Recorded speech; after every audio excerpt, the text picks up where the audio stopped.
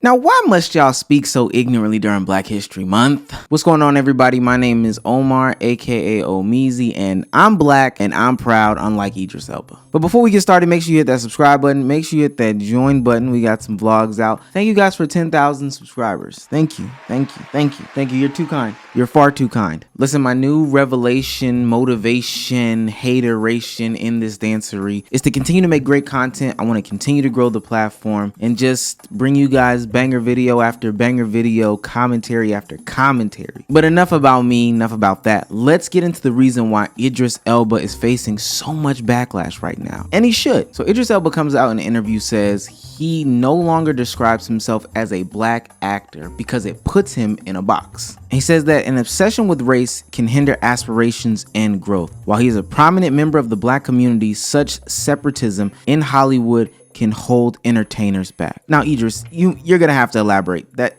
I get what you're saying, but I don't agree. Please elaborate. He goes on to say, if we spent half the time not talking about the differences, but the similarities between us, the entire planet would have a shift in the way we deal with each other. As humans, we are obsessed with race, and that obsession can really hinder people's aspirations, hinder people's growth.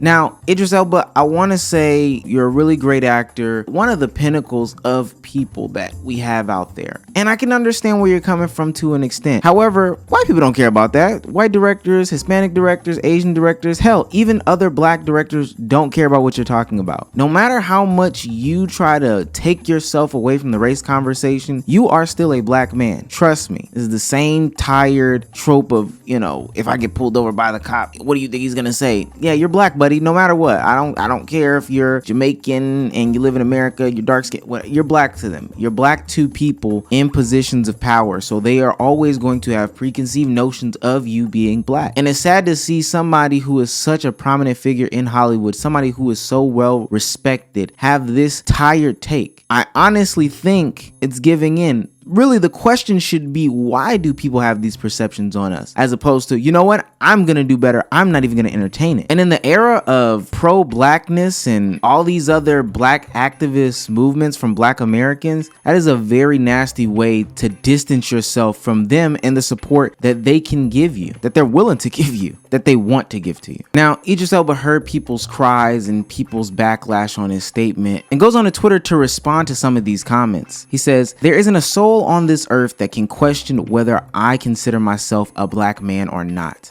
Being an actor is a profession, like being an architect. They are not defined by race. However, if you define your work by your race, that is your prerogative. A lie? See, I think it's an important distinction to note that Idris Elba wasn't born in the United States, so the black American struggle doesn't really resonate with him like it does for other black actors and actresses or directors or producers that grew up in the United States. The struggle is real here. The work is real here. And I'm not saying that he did not go through similar struggles, but it means something to not distance yourself from black Americans in America, especially in a black American audience who has propped you up and given you the power and the fame and the acclaim that you have today by supporting you in your work just because you look similar to us. And it's funny because John Boyega, Star Wars darling, or ex-darling that is, had a lot to say in a little tweet about his mindset on what Idris Elba said. And it's funny because John Boyega, also not born in America, resonates more with black audiences with their thinking and their mindset. And he definitely showed that after Star Wars. John Boyega says, I think we should fixate on who is typecasting and putting actors in boxes because of this, not on making weird adjustments for them. We continuously focus on what we have to do so they don't have to do this or that. Very worrying. We black, and that's that. Now, I do always have a problem with people that feel like they have to make other people comfortable living in their true identity. I'm not saying that Idris Elba's only identity or John Boyega's only identity is this image of blackness that's portrayed in the media. However, it might be a part of your image. It might be what you're playing. So we should really fixate on people that are putting you in that box besides doing everything that you can to step outside of that box. The real question should be, why does this box exist in the first place? So when you say things like this, Idris Elba, it makes people think that you hate your own people. I mean, you seriously have a problem with being black. That's why people were questioning if you're black or not. There's nothing wrong with being a black actor playing black roles. Absolutely nothing wrong with that. And to be honest honest with you, you've been in positions in which you haven't had to play stereotypical black roles, and you've done a fantastic job in those roles and in black American roles. Now, maybe you believe this is the reason why you haven't secured, I don't know, like the James Bond or a superhero position or whatever the case may be, but just know that it's not because you've tied yourself to the box or other people already view you in a box. It's because somebody has created a box to put you in. And instead of trying to escape the box, you should be trying to attack the person who made the box. Because when you try to escape the box, especially vocally like you're doing, which to my understanding isn't netting much success, all you do is spit in the faces of the black people that come before you. Now, typecasting is real. I'm not gonna act like typecasting has never existed. Jennifer Lewis is always gonna play the loud, very boisterous, animated black elderly matronly figure in a movie or in a TV show. The Rock is always going to play some big muscle-headed guy who says a couple words and punches something and is intimidating. Kevin Hart is always going to be a short goofball that nobody takes serious. Even in his more serious roles that he's tried to cultivate for himself, nobody's going to take him serious. Now, I do applaud him because he has created his own spaces in which he can play serious roles. But I will say this isn't something that's exclusive to black people. Like, Michael Cera is a quirky, goofy, unintimidating white boy that plays that in every single movie. Melissa McCarthy, she's a fat, butt of the joke white woman. That's it. That's all she'll ever play. Typecasting is something that exists all throughout media. It's not just something specific to black people.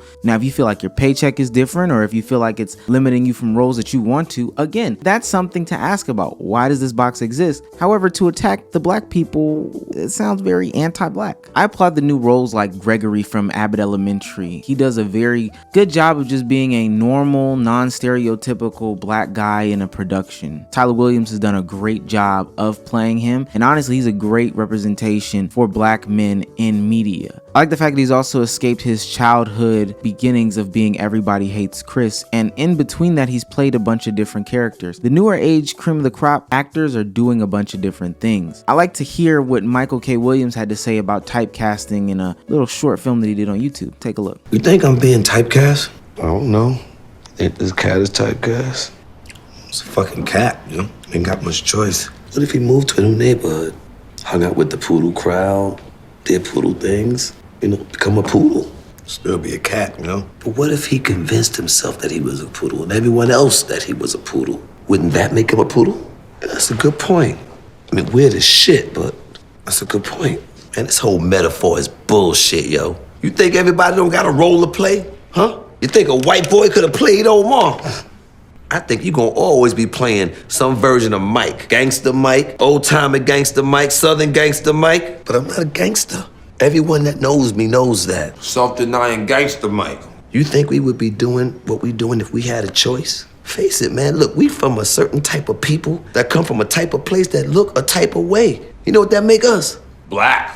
Typecast. See, 90s black actors, if you go back and look at them, they were typecasted and they embraced those roles. I don't think that there's anything wrong with embracing those roles. Now, can you escape them? Absolutely. Can you put yourself in positions to escape them? Absolutely as well. That's why I applaud people like Tyler Perry, who has given opportunity, although he's controversial, for people to play in many different roles. But it's completely possible for you to escape them without attacking your black identity. It's possible to talk about that box without talking about the people that look like you. And while I do think you hate yourself, Idris Elba, I don't think that you're the only one who hates yourself. George Lopez in this video is another one who absolutely despises his own people. Take a look, tell me if I'm wrong. I could be, I could not be.